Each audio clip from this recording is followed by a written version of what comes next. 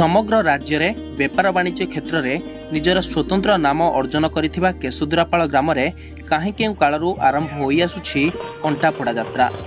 आजिर आधुनिक जुगरे मध्य ग्रामवासी माने निजर संस्कृति और परंपरा को बजाय रखिछन्ति। सेथिपई तो एही ग्राम रे 12 मासरे 13 पर्व पालन करा जाउथुआ देखिबाकू मिलिथाय। ओडिया वर्षर प्रथम दिन रे बहु आडंबर रे पालन होइथाय एही कंटाफोड़ा यात्रा। विश्वास अछि मानसिकधारी माने मानसिक रखिबा सहित निज परिवार और अंचलर मंगल पाई निज जीभ और पिठी रे कंटा फोड़ाई ग्राम परिक्रमा करिथांती।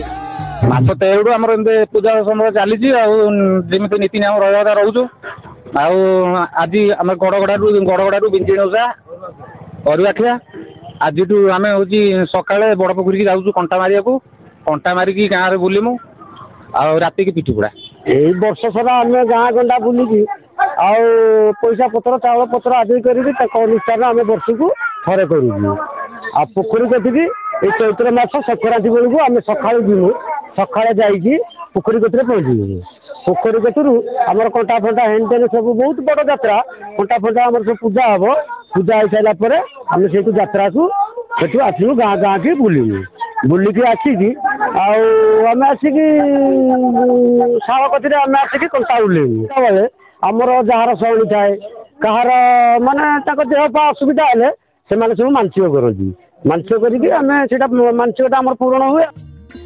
महाविशुभ संक्रांति दिन सकाळु मां को देहुरी पूजार्चना करिया परे श्रद्धालु माने दर्शन करी भोग लगाई थांती।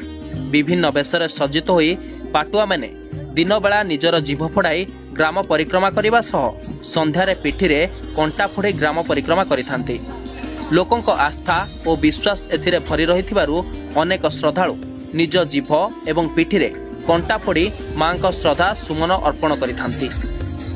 मानसिक जार जमी मानसिक बहुत भाव पूरण करा पीढ़ी पर पीढ़ी चली जाती कंटा फोड़ा जुगर जार पुत्र तार संतान नबार किंतु भी लाभ होमती आमर ये सांस्कृतिक माँ मंगला दयारू आम चली केशुद्रापाल गाँव एक अनन्य पर्व दीर्घ शह शह वर्ष धरी पर्व पालन कर आसिले।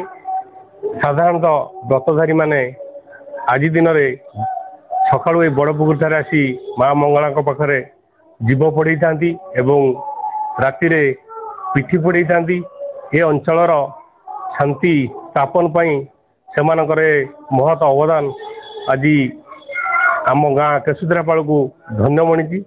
विशेषकर आम ये पर्व को दीर्घ वर्ष धरी अति सरस सुंदर भाव में आयोजन कर आसु। ए वर्ष अति उच्च मानर आयोजन होती जहाँफल बंधु बाधव हजार हजार संख्यार दर्शक आज आम गणर पहुंचती। केवल केशुद्रापाल ग्रामवासी नुहे बरं आखपाख अंचलर श्रद्धालु माने आसी ए यात्रा रे सामिल होइथांती। विश्वास अछि पणा संक्रांति दिन मानसिक करे कंटा फोड़िले निजर मंगल हेबा सह परिवार रे खुशी भरी जाए।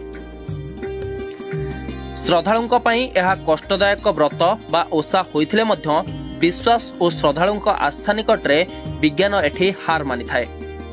एही ओसा देखिबाकू आखपाख अंचलर शह शह संख्यक श्रद्धालु उपस्थित रही थांती। पणा संक्रांति अवसर रे ग्रामर बड़ पोखरी कूल लोकारण्य होई उठे।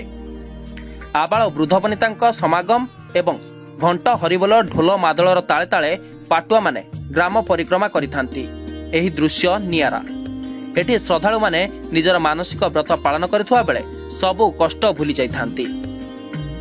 विज्ञानर सहमति नथिले मध्य विश्वासर एही ओसा आखपाखरे एक आध्यात्मिक परिवेश सृष्टि करिथाए।